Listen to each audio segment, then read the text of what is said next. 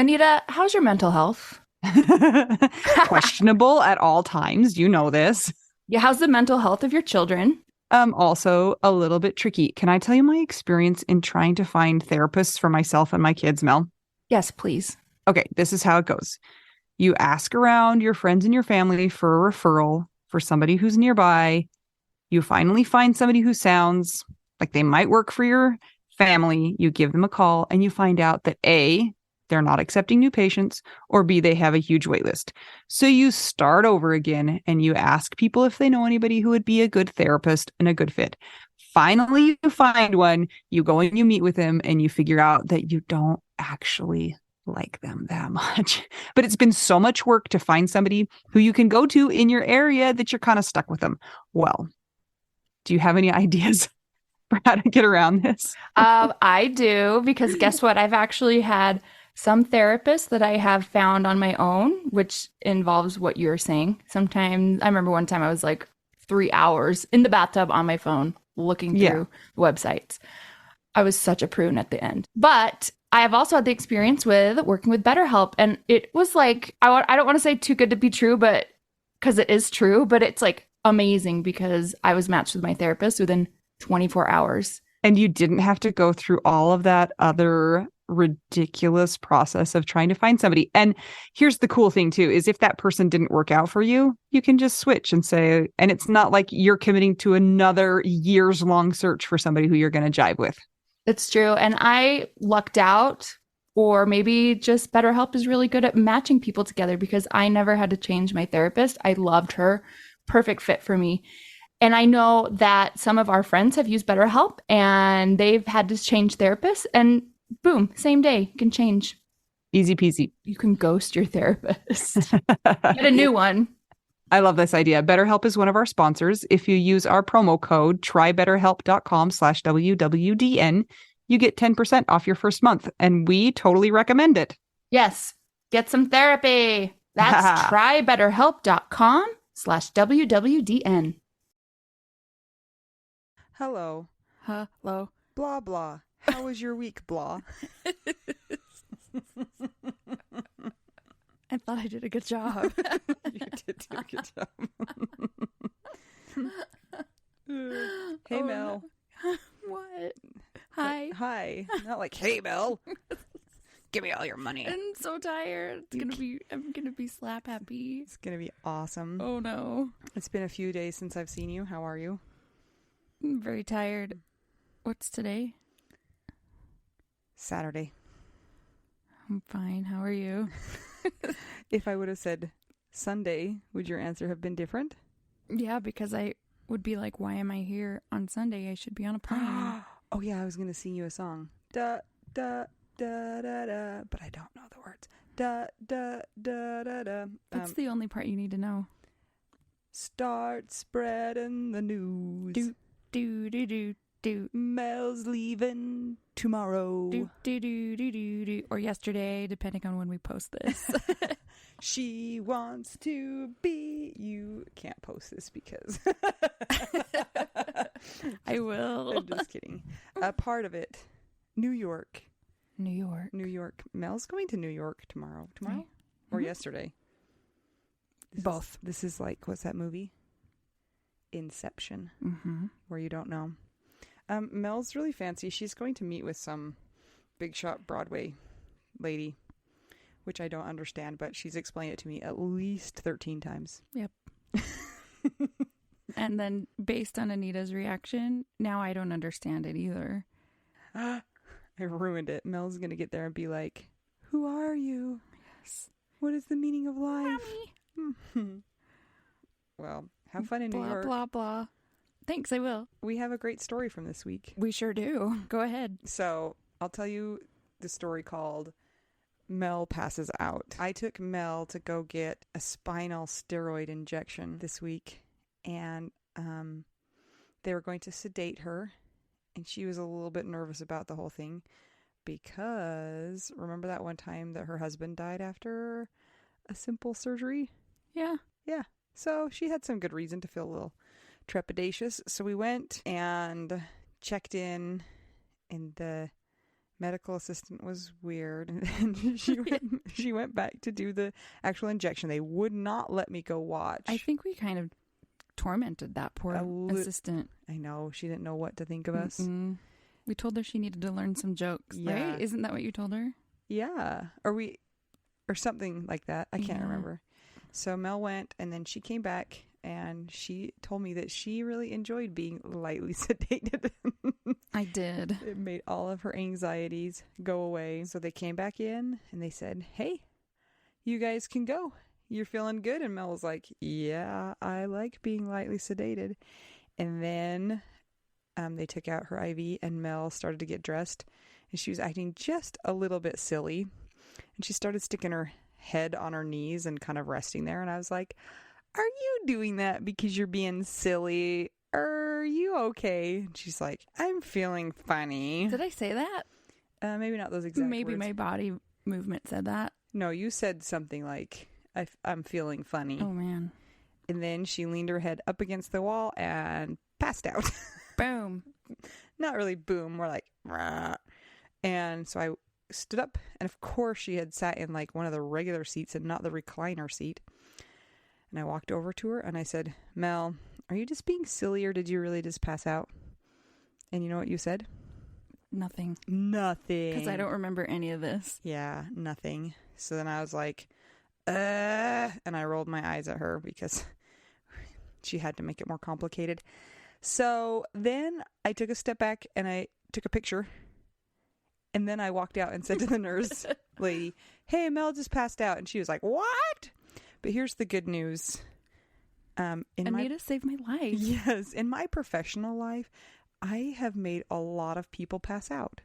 You make them pass out? Sort of, yes. So I'm a physical therapist, and I have gotten a lot of people up after surgery. And so they'll get up after surgery and we'll walk a little ways, and then they'll be like, oh, I feel funny. And they pass out. I mean, like many, many, many, many times. That's why I wasn't so nervous, and I took the time to take a picture. You're like a serial passer outer starter. Causer. Yeah. Yes. Something. Yeah, but it's all in the name of science, so it's okay. But then they took her blood pressure, and it was... Actually, I took your blood pressure because I'm cool like that. You did, and they were slow. Yeah, well, and it was like 60 over 30. So I was like, okay, and we're going to get into the chair.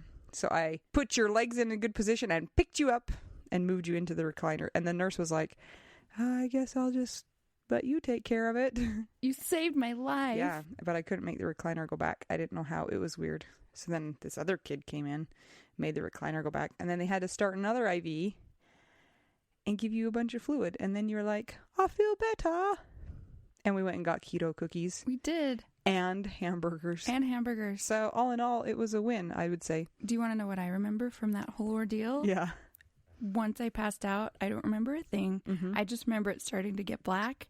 And I thought, maybe I'm dying now. You actually said that many times. You kept saying, am I dying? Am I dying? And I kept saying no. And I was getting ready to punch Scott because I thought I was going to see him. Alas, here I am today. Not dead. Not dead. So Anita, thank you. You're By welcome. the way, thank you for saving my life. You're certainly welcome. Thank you for driving me to the appointment. Yeah. Thank you for taking me to get keto cookies and In-N-Out. Yeah. And thank you for having to find like 5 babysitters for your kids. I know. Just so you could do that for me. I appreciate it. That was a little bit crazy. So this week has sucked for me. Tell me why. Oh my gosh. It just has. So on Wednesday, so Tuesday I took you to your appointment, and then Wednesday was a super busy day. I had a bunch of stuff going on. I can't remember what now, but so Jason was an English teacher, a junior high English teacher, and he also was in charge of the yearbook. So the 2018-2019 yearbook, he would have worked on that for half of the year. And I had heard that they had like a tribute to him in the yearbook. So I asked somebody to get a hold of it so I could look at it. And on Wednesday morning, I was on my way to one of my appointments, and I got it and I looked in it, and it just like made me crash. It made me so sad. I don't know what it is, but thinking about like the school and his students Makes me so sad. That's sad. And so then it kind of like set the whole day up to be difficult. And then I had to go to parent-teacher conferences where it just sucks, because I want to say that we're like killing it, we're crushing it, we're doing better than we should be doing. But in all honesty, we're not. Like, my kids are not doing well in school. Their teachers were super nice about it. But me as a mom, like looking at their scores and their marks and stuff, I'm like, how are they ever going to be normal members of society? Like, they've got so much stacked up against them. And also just thinking, like, I'm at my limit. I cannot do any more with them. I couldn't even do regular homework with them, let alone like try and get them caught up, because they're behind. Anyway, so it was just like a day of gut punches. And then whenever that happens, do you feel like it like you have a few days in a row where you have to recover from like a really bad grief day? I do. It's like a grief hangover. Mm-hmm. Yeah, that's how I felt for the last couple days. Just like, I don't want to do this anymore. It's kind of sucky. It's really sucky. So there's the honest truth for you. It's been kind of a crazy, crappy week. Anita needs tutors for each of her kids. Oh my gosh. And an au pair. Yeah, I definitely need an au pair. Well, one of my neighbors has offered to do homework with my kids, but part of it isn't just the actual homework. It's them being willing to do it. And it's like psychological warfare to get them to do stuff they don't want to do. And they don't want to do homework. So I'm just like, I'm not fighting that battle. Well, it's like kids don't want to do homework anyway. Right. Even without what they're dealing with. Mm-hmm. So how are you supposed to deal with that? I say you give them up for adoption. To the orphanage. To an orphanage? Yeah, you know, like in The Rescuers or... Like I was thinking like in Annie, but that was a terrible situation. Yeah, that was bad. We don't want to give them a Miss Hannigan situation. I mean, no, the thing is I know it's going to be fine in the long run, and everybody keeps telling me that, but right now, it's not fine. And I have a feeling that it's going to be one of those situations where like 20 years from now, I'll look back and I'll be like, wow, look what we did. But every single day for those 20 years is going to be hard. That's how I feel right now. I'm sort of feeling at the bottom of the hole. But do you want some cheese to make it better? Oh, somebody brought us cheese. Because guess what? Kirsten delivered. Yeah, we have a lovely cheese smorgasbord. We do. We have brie, white cheddar, smoked Gouda, and... I bought some cheese at the store the other day, and I got it home. And you know how like when cheese starts to warm up, you kind of really can understand its nuance? Yes. It smelled so bad. Like, so bad. How bad? Some people said it smells like feet, and I was like, no, that's the wrong body part that it smells like. What do you think it smelled like? It smells like butts. What kind of butts? Like gross butts. Dirty ones. Dirty butts, yes. And I tried to take a bite of it, and I just couldn't. I thought, why? This is not something that people should try to make. So wait, why did you get this cheese, and what kind of cheese is it? I misplaced the label, but it's because I liked the name. It was like 3 Dream Girls Creamery or something. So I was like, that sounds cool. It's from California. It was $9 for this tiny thing of cheese. Get your money back. Then my dad said something funny about it. He came over to my house and I was like eating cheese. He goes, "Are you all fancy?" And I was like, "Yes." And I said, "Smell that cheese." And he picked it up and he smelled it and he goes, "Ooh, that smells like your grandma," which is so bad. Oh my gosh.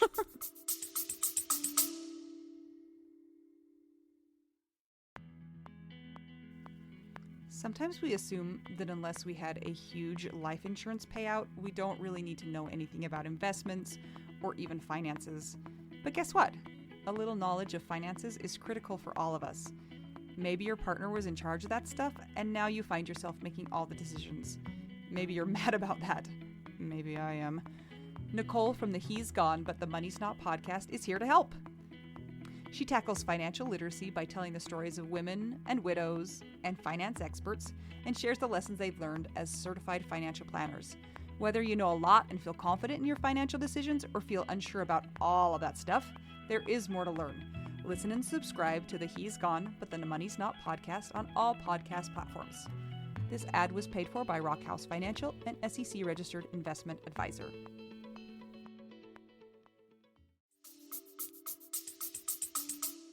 My grandma is struggling right now to be an alive person.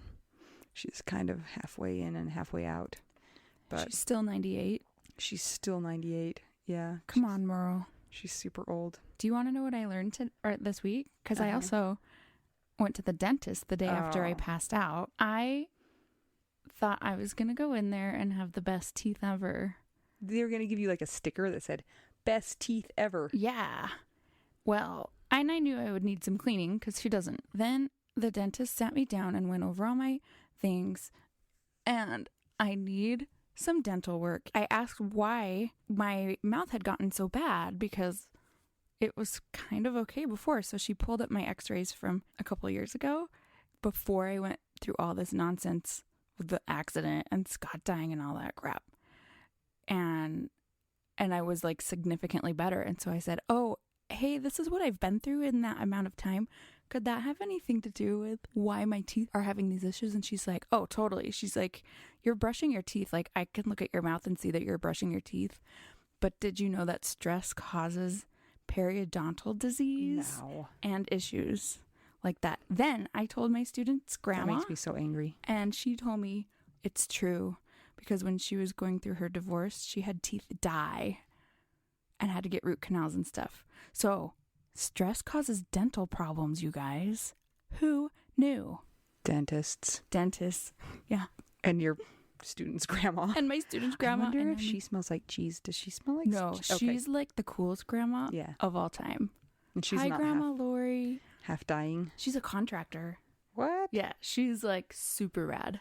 That's cool. I told Mel she needs to get a second opinion because any dentist who tells you need lots of work, you should get a second opinion. I know. Take it or leave it, but I am your widow wife. So could you do it for me? Sure. I'll take a look at the x-rays. Okay. Everything looks fine. The day after the dentist, then I got my migraine Botox injections. I feel like I'm being held together by chemicals. And string. Yeah. And cheese. String cheese. I took a nap today. I went for a long run and came back. And first of all, my bathroom was flooded because my 3-year-old, who I think is practicing to be a drug dealer, because who else tries to flush baggies down the toilet? Well, drug dealers. Drug dealers. Exactly. And it was a shameful waste of chocolate chip cookies.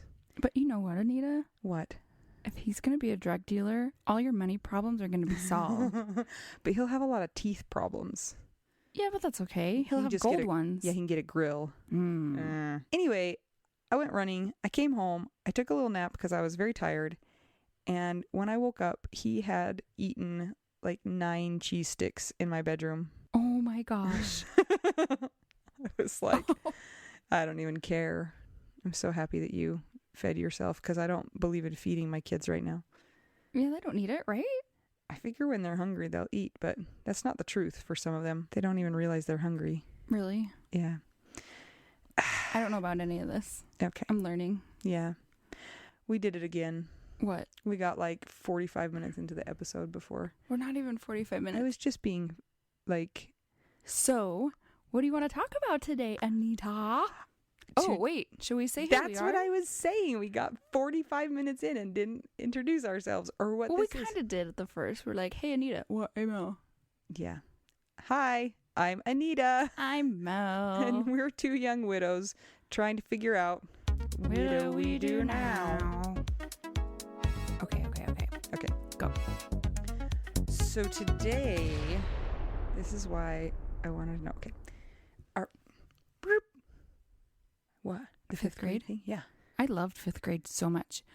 There's something about being 10 and 11. Mm-hmm. I feel like it's the best time. Yeah. You're not totally through puberty. Ugh. I know. everything is fun still. You're starting to kind of get aware of the world, but not so much that you hate it. You get a little more freedom. You have friends, but it's not stressful friends yet. My favorite thing about 5th grade, though, is we had this huge Greek mythology project that we did. It was so fun. Why don't I remember that? Maybe your teacher didn't do it. Maybe she was lame and you didn't even know it. I had the best I love 5th Mrs. grade. Thomas. What about her? I love her. I know, she's great, right? You just said she's lame. Well, Mrs. Mickelson was awesome. So was Mrs. Thomas. I think Mrs. Thomas's husband died He did. of cancer. Yeah. She's part of our club. Yeah. Hi, Mrs. Thomas, if Mrs. you're Thomas. listening. Sorry your husband died. Yeah, we feel bad for you and we get it in a way. So we're going to talk about myths, the mythology of grief. Grief mythology. Yes. Har, har, har. Har, har. I made that up today. Did you like it? I did because I like mythology. I think it's cool. Did you know that there is a Greek mythology of a widow? I found a story about it. Anyway. Is it Arachne? No, it's... I don't remember who Arachne is. I just know she turned into a spider. Ew. The fisherman's widow. Oh. Okay, anyway, continue. We'll have to look into that. Okay, you're the boss. Go. Okay, so we're talking about myths of grief. Now, I just gotta say, though, it feels a little bit presumptuous for us to be like, here's the myths of grief. Like, we're the experts in grief? Because we're not. Obviously not. And especially me. I'm like not that far out of Jason dying, so it's not like it's been 20 years and I can be like, listen here, you young whippersnappers, this is how it is and this is how it should be. And it changes, your perspective changes, and I think your emotions change. Because I remember being super upset about some things at the beginning, and now I don't even remember what they are. So that's just like a little disclaimer that obviously we don't know everything, but this is just our perspective and our point of view. From this point in time. And we're Yeah. really just kind of living a big science experiment anyway. I think Figuring all of this us. out, right? That's life. So the first myth that I would like to cover is this. And this is kind of a pet peeve of mine. Maybe. I don't know if it's that strong of a word, but every person and their mom and their grandma and their dog has heard of the 5 stages of grief. Am I right? Correct. Yes. Yeah. Everybody talks about the 5 stages of grief. And what are the 5 stages of grief? Do you know them off the No. top of your head? Sadness. So it's denial. That's the first one? That's the first one. Oh. What? So shock doesn't count. Okay. Not in the 5 stages of grief. Okay. Denial, anger, bargaining, depression, acceptance. So these get quoted all the time. And there's something wrong with the 5 stages of grief. And what you think it is, everybody's like, oh, I know why they're not correct or they're not applicable. But you're not even correct. Because the 5 stages of grief were not even meant to be used for people who are grieving the loss of somebody else. Did you know that? I had heard that, but I forgot. So tell us. So the person who did the research into the 5 stages of grief was actually researching people who are dying. So you get a diagnosis of a terminal cancer or Lou Gehrig's disease or ALS or something like that. And the stages that you go through or your spouse goes through in the face of death had nothing to do with what would happen after you die.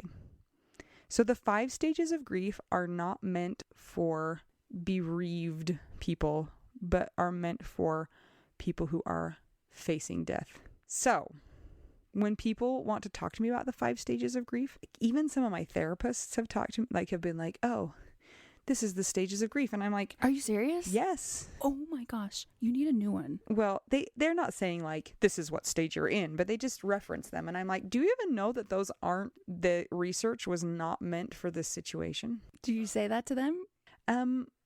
Once, yes. How did that turn out? It didn't go anywhere. So everybody, I think, would agree that there's no such thing as 5 stages. And if there are going to be stages, they're not like, you go through this stage and then you go through this stage and then you go through this stage. Okay, Mel has something to say. I have something to say, and I have a visual. We could probably post this we online. Can do. So my very first appointment with my therapist, the first thing she said was, that whole 5 stages of grief thing, total BS. Don't listen to it. Here's what it really is. So this thing, I'm looking at it right now and I'll describe it. It looks like a big horseshoe. And on the left side, the top left side of the horseshoe, it says loss, hurt.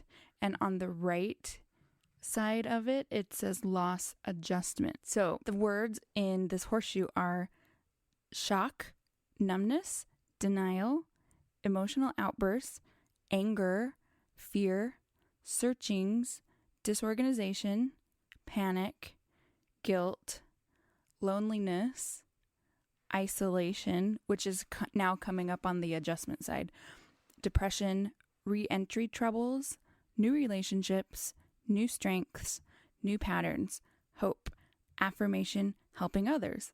The thing that she also said was, she goes, now just because this is more comprehensive, all these words, doesn't mean that you're going to go in order with those either. She's like, you may go through this whole horseshoe 27 times and never hit anger, or you may hit emotional outbursts. Yeah, a bajillion times. True. You may have reentry troubles, and then it might go back to the loss hurt side on the left, and you'll have fear. So it's basically erratic, and it's going to be different for every person. So that was the second point I wanted to hit on, was that grief is in no way linear. There's no point A to point Z. Nope.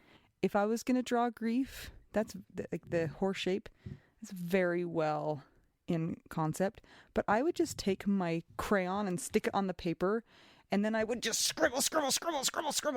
Yep, same here. Because even like in one moment, I can be like, man, we're gonna be okay, and then like a nanosecond later, I'm like, we're not gonna be okay. So that's really annoying, if I could just say so. Do you remember, Anita, when we were first texting, when we were new friends? Yeah. And we were like, what is wrong with us? Yes. We're like, are we sociopaths? Because sometimes I feel really happy. Yes. Almost like manic happy. Yes. But then all of a sudden I feel like everything is hopeless and I'm sobbing and I'm eating bread for days. Yes. It's so confusing. It is confusing. And I really do remember feeling like I was a sociopath.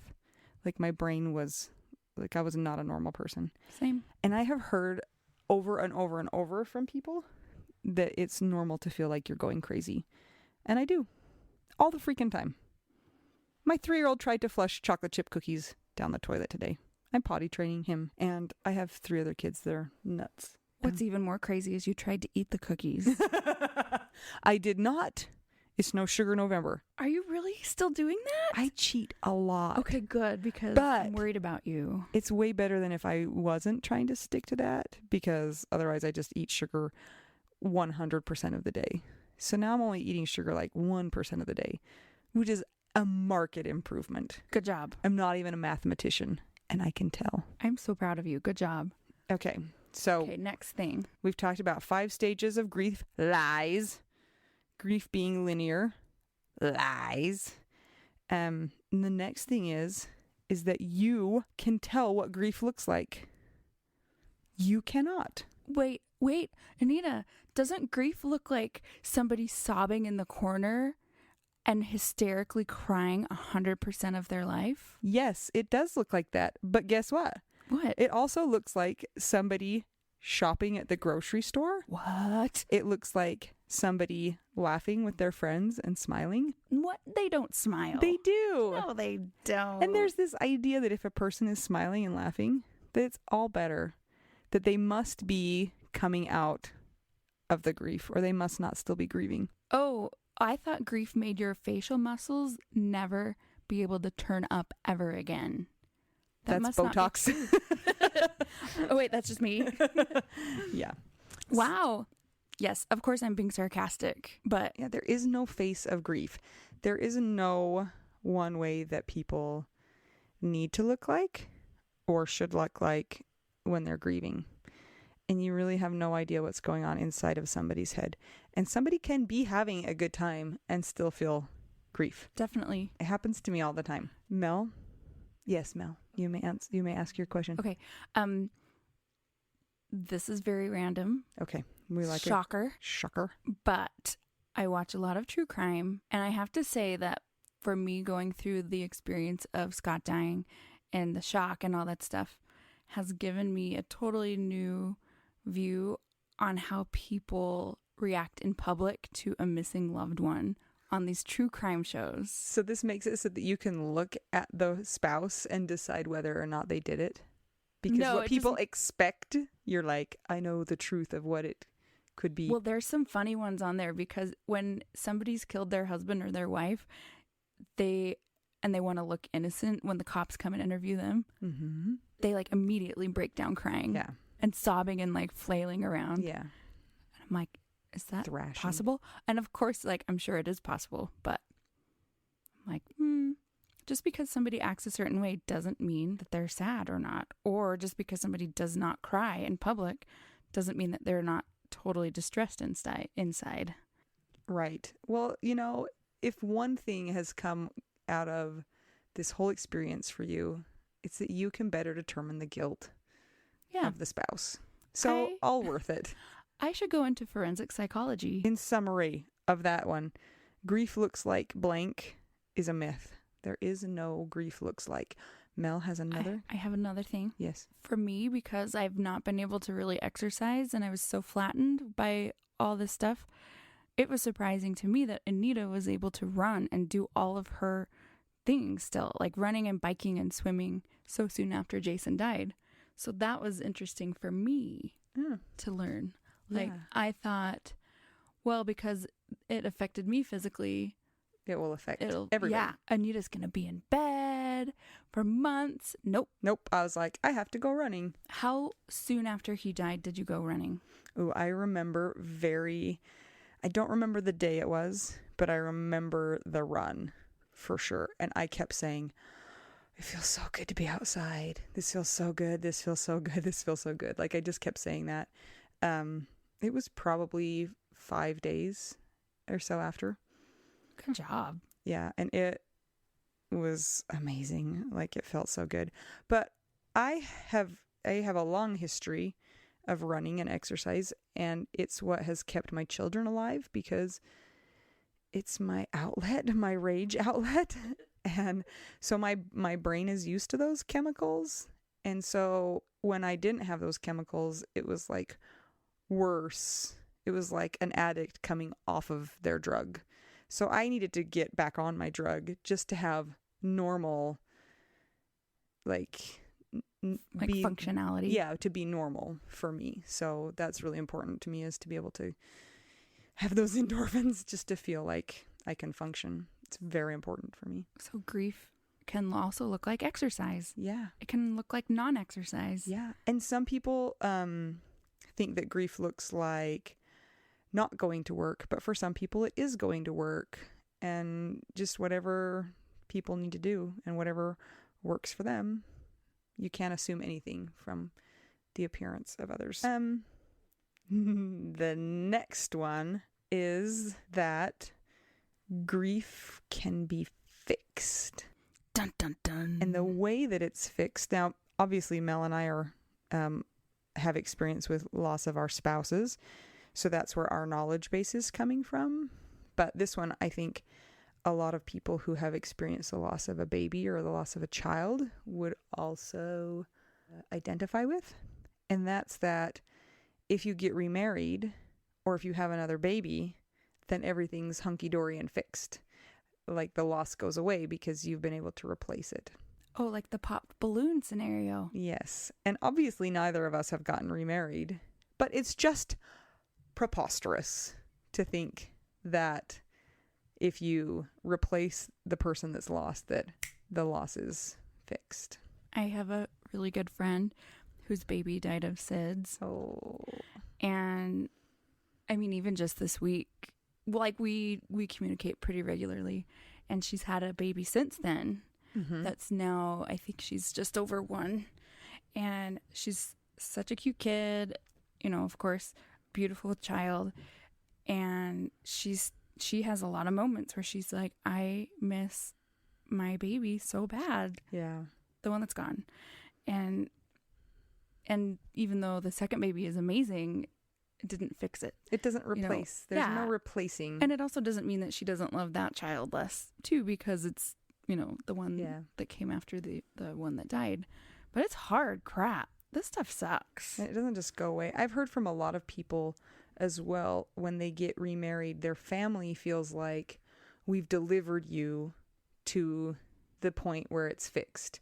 Like that was the finish line, and the finish line is attained, and so their grief is over and they're expected to function and be normal now.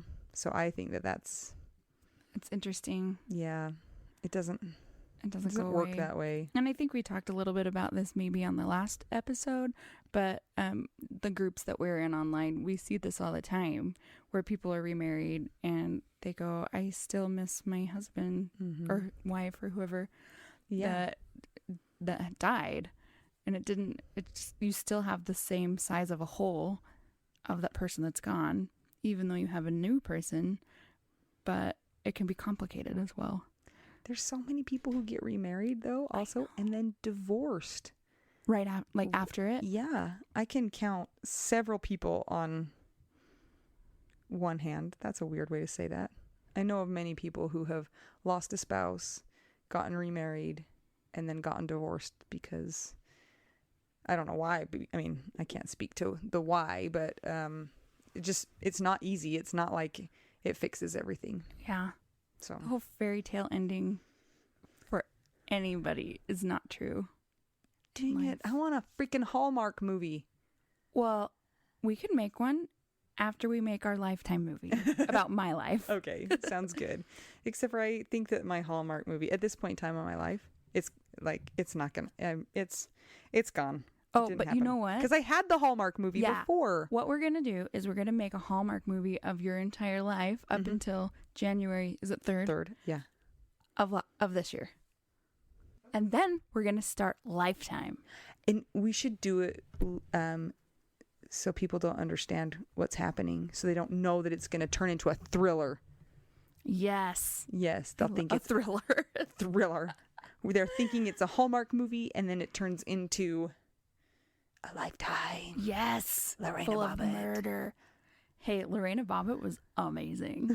I'm on Team Lorena. Oh my gosh. I don't know that much about her, but I have a feeling that we'll talk about It's a really great documentary. If you ever need to check one out, go check it out. I've been watching so much Netflix lately. It's crazy. Did you get Disney Plus? Can we talk about that? Because everyone's been talking about it. I am going to get it. Absolutely. I got it and it's amazing, and I don't even love Disney that much. And it's amazing. I already have a subscription to all of the services, and so why not have another one? You can get a package. I know. Did you see? Hulu? Mm-hmm. I don't care about ESPN, but Disney. Yeah, and my kids need the Disney.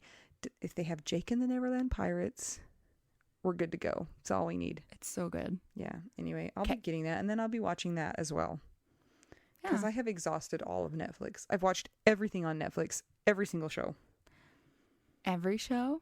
Every Mindhunter? single one. Okay, not that one. Thanks. I knew it. All of the Forensic Files? No. Okay. All right.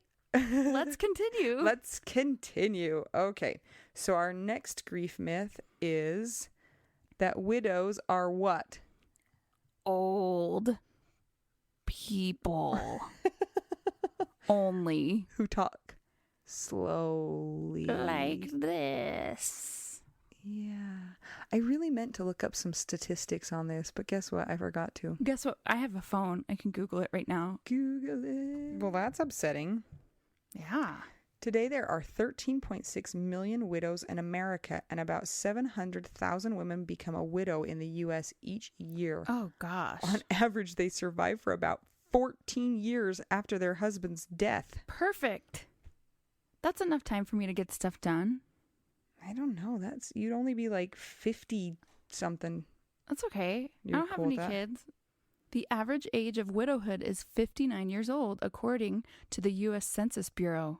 And many widows could go on to live another few decades after the death of their spouses. Are widowers likely to remarry? There is a gender gap in remarriage. Among those eligible to remarry, adults whose first marriage ended in divorce or widowhood, men are much more likely than women to have taken the plunge again. In 2013, some 64% of eligible men had remarried, compared with 52% of women. I believe that. My therapist friends tell me that all the time. They just say men like to jump back into things more quickly. I don't know why. If I more, do. I do too. I'm just trying to be a nice family friendly. Yes. That's funny. Do you know that the death of a spouse is listed as the number one stressor on the stress index scale and is considered one of life's most devastating events? I believe that. Me too. Can I tell you something about that too? Please. In normal stress life, I don't get stressed out anymore because I always think of my baseline as, well, the worst that could happen is that somebody could die. Oh wait, I've already lived through that. Everything's fine. Everything's fine. Okay. The average age of widowhood is 55, and 75% of women will be widowed by the age of 56. Holy cow. That what? sounds crazy. This sounds weird. I'm not sure about that. I need to look at the What is this site you're looking at? Peace, Love, and Grief. Did you know scamming and manipulation are common practices towards the widowed? Why, yes, I did. That's why you get all these letters from African princes. And the British Crown Prince. Are you familiar with the Holmes-Ray stress inventory? No. It categorizes potentially negative effects of life events on a scale of 1 to 100. Okay. Okay. Number 2, with a value of 73, is divorce. Death of a spouse is 100. So it is the highest rated number 1 most stressful event in a person's life. Even more than the death of a child? Or is that just... Yes. Really? Yes, it is. I wonder how it would be if you had the death of a child and you were divorced. Divorced or widowed? Oh, either. I don't know.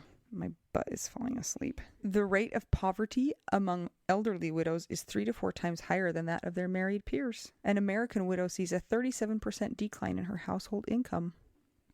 How about the percentage of likelihood that widows are more apt to consume more cheese? 100%. What about sourdough?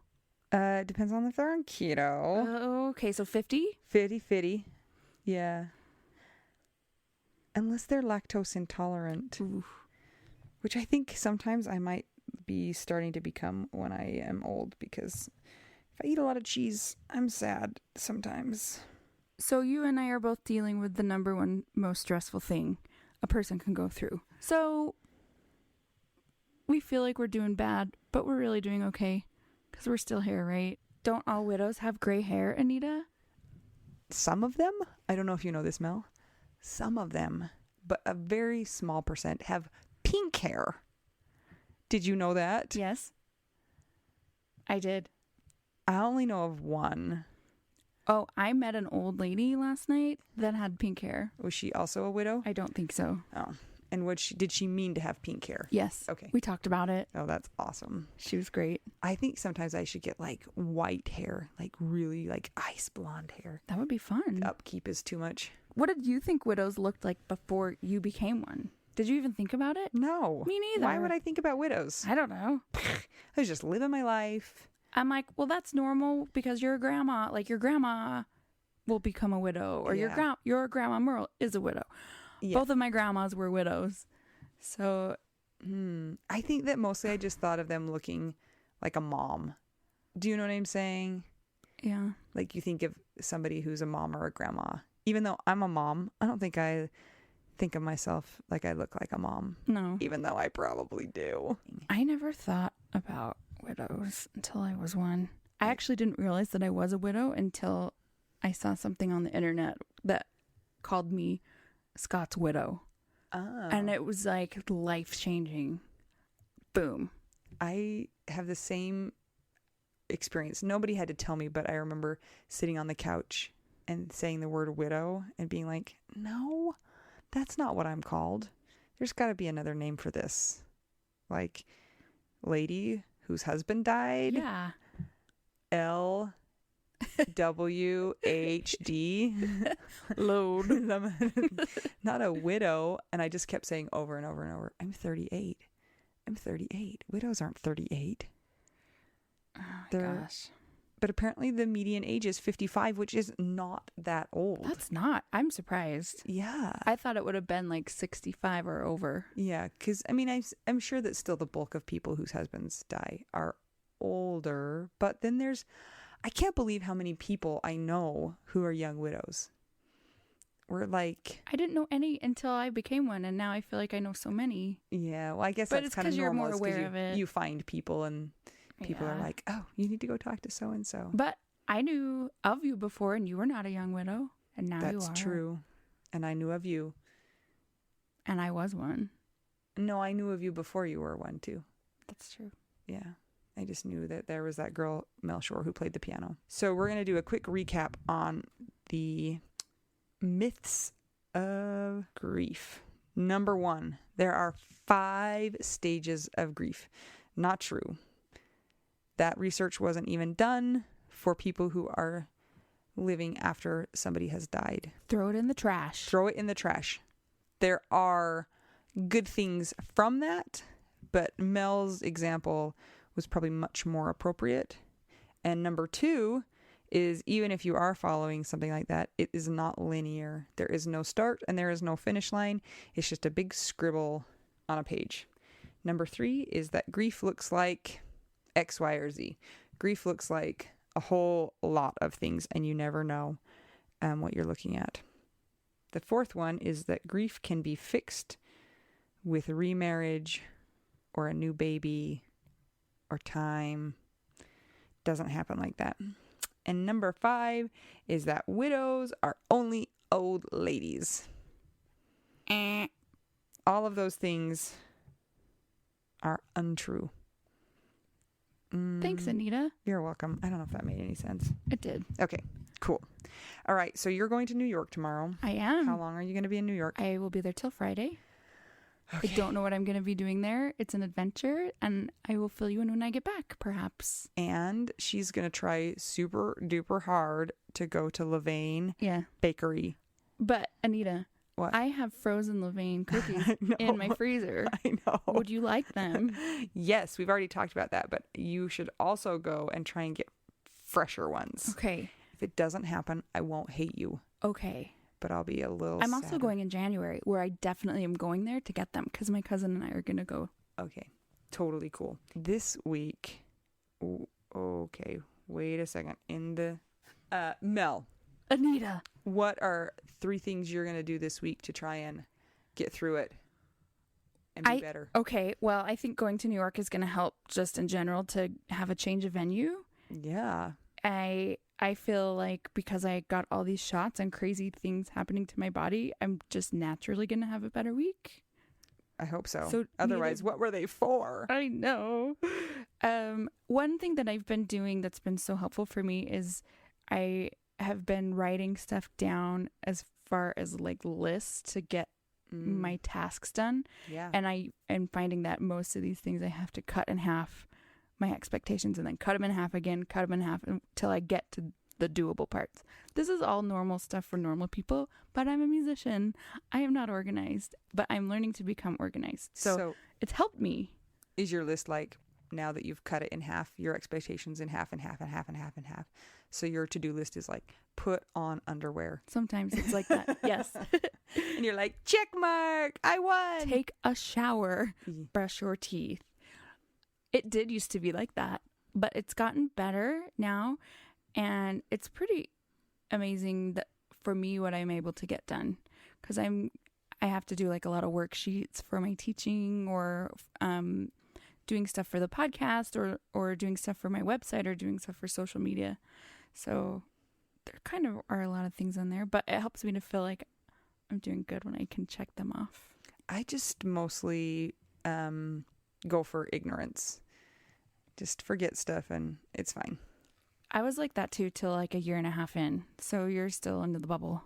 Okay, good. What about you? What are your plans for this week? I'm just going to try and get over my hangover that I've had for the last couple days. And to do that, I just go and buy succulents at Home Depot. I have to say, Anita is a master succulenter.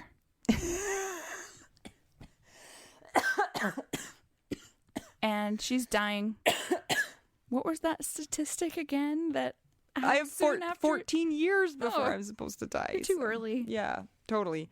I have this weird fascination with succulents, and I'm not that amazing at keeping them alive, but I keep them alive longer than other plants. They're so bizarre. The shapes and like how they function, I love them. So I go and spend all of my money on stupid plants, and I have no more room for them. And it's like a visual display of my sadness. You know when things are going poorly when new succulents show up everywhere in my house. But they're so cute and cheery. I know, and they're all over the place. You actually don't have any down here. Oh, no. No, but not over here. Oh, yeah. There's 4 planters in the window over there. I see so many spaces down here where you could put more succulents. You need to do better, Anita. The children. You have to be... Owen's going to flush it.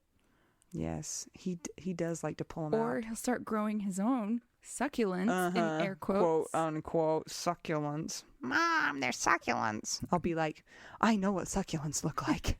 I've bought every single one from Home Depot. So are you still doing any training or working out? What are you doing with your exercise stuff? Yeah, I'm still doing that, but I'm not focused right now. I don't have a race coming up that I'm working towards, which is actually something I'm going to have to address too, because it's helpful for me to have something that I'm working towards to motivate me. So right now I feel like I'm just sort of floating through life, trying to figure out what's next, what I have to look forward to. Do you want to go skiing with me this winter? No, I like my ACLs too much. Ugh. Do you want to go running with me this winter? No, but you know what I can do? I'm going to drive behind you in my car. Okay, cool. And will you like throw little like wedges of cheese at me? I totally will. Yeah, if I get tired, I'll be like, cheese. Although would be a terrible thing to eat during a race. Ugh. Just like you could take my dog running. I will. Take Finn. That'd be fun. Are there races in the winter? Yeah, for sure. Do you do ice races? No, most of them are indoor.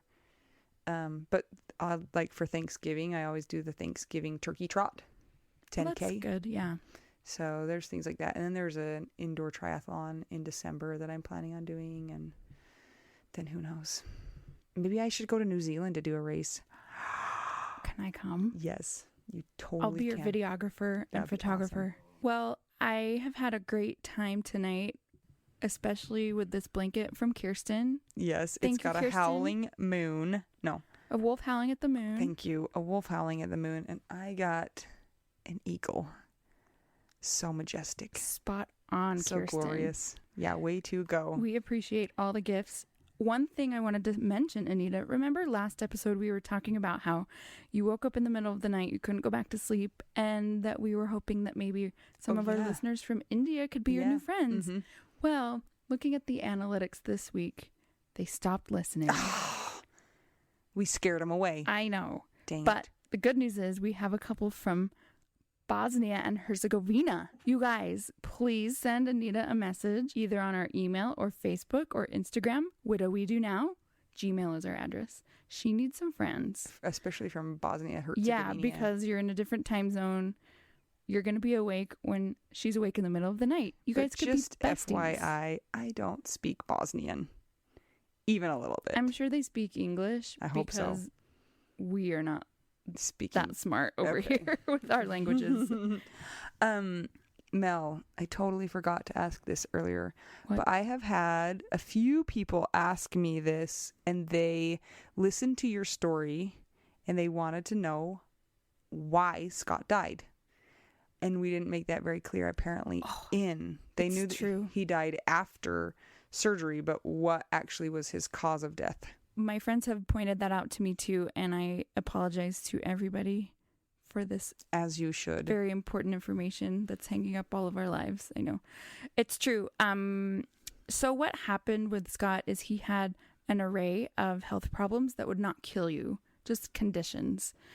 But the way it was explained to me was that it was the perfect storm of events and that he just slipped away. So he had the compromised airways of his throat because of the tonsillectomy, and then his nose because of the septoplasty, and he had an enlarged heart because we found out that he had an underlying heart disease sort of a thing. It was called severe coronary artery disease, which just sounds pretty typical.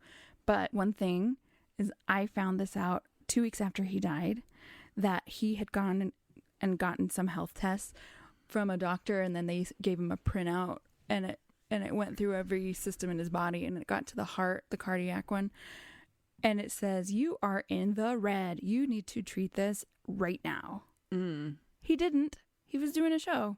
Oh, dang it. And eating Oreos. But also, when you're that young, you probably think, how serious could it really be? Yeah. So I was super mad, actually, for a while after that. I just thought, he knew about this. Anyway, so that was one of them. But yeah, nothing that would kill you just by having one of them. But I guess his body was tired and overworked. I don't know. It said on his death certificate, though, it was hypoxia, which basically means he stopped breathing. Yeah. Well, and also if you take pain medication, that suppresses your respiration. So you have compromised airway, you have a heart that's maybe not ticking at 100%. You take pain medication that suppresses your breathing, and he just slipped away. Yeah. Is how it was explained to me. And yeah, no malpractice, nothing. Yeah, thank you for bringing that up, because I've been meaning to say that and I forgot. Sorry, everybody. Thank you for dealing with my widow brain. It's okay. That's why you can ask questions, because maybe we'll answer them, and maybe it'll make it clear for other people who are listening as well. Yes, and we love to hear from you guys. So please comment and share our podcast. We want to help everybody if it's helpful. Right. Unless we're ruining lives. Maybe we are. We've gotten some good reviews on iTunes. They make me so happy. So me too. Write a review on iTunes, because I love it so much. Yeah, thank you so much. It does brighten our day and make us feel like we're making a difference, even though when we're in our normal lives, Anita's child is being a drug dealer. And I'm gonna get a visit from the DEA now, because they're just gonna have heard that part. Thanks for listening. Ask us questions. Be our friends. Please join us again the next time when we try to figure out, what do we do now?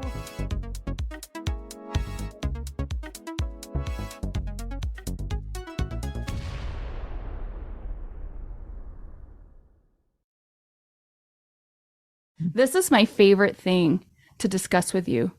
Tell me, what is it? One of my favorite things. I do enjoy tacos and cheese and dogs.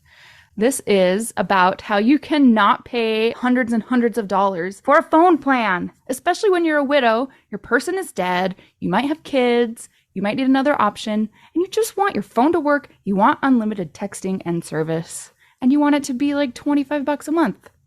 It blows my mind that they have plans that start at $15 a month. That is so cheap. And the cool thing is it uses other 5G networks, and so you don't have to pay extra for that, and you still get great service. Yep, Anita and I have traveled all over, and I have used my phone. So I highly recommend it. And my mom's even on it. When my dad died, we put his phone down to the cheapest plan, which is $15 a month. And I think my mom's on the $20 a month plan, and it's so worth it. It's so much cheaper than what we were all paying before. So I highly recommend it if you're on a budget or not. Who cares? Ryan Reynolds is in charge of the company, and they send you free stickers with Ryan Reynolds temporary tattoos. It's kind of the best. So if somebody wants to sign up, what can they do, Anita? Go to trymintmobile.com/WWDN. Seriously, you guys. Such a great idea. Save yourself some money. And if you're worried about losing data or having any changes with your phone, not going to happen. They walk you through it. Everything's fine. It's the easiest process of all time. Again, that's trymintmobile.com/WWDN.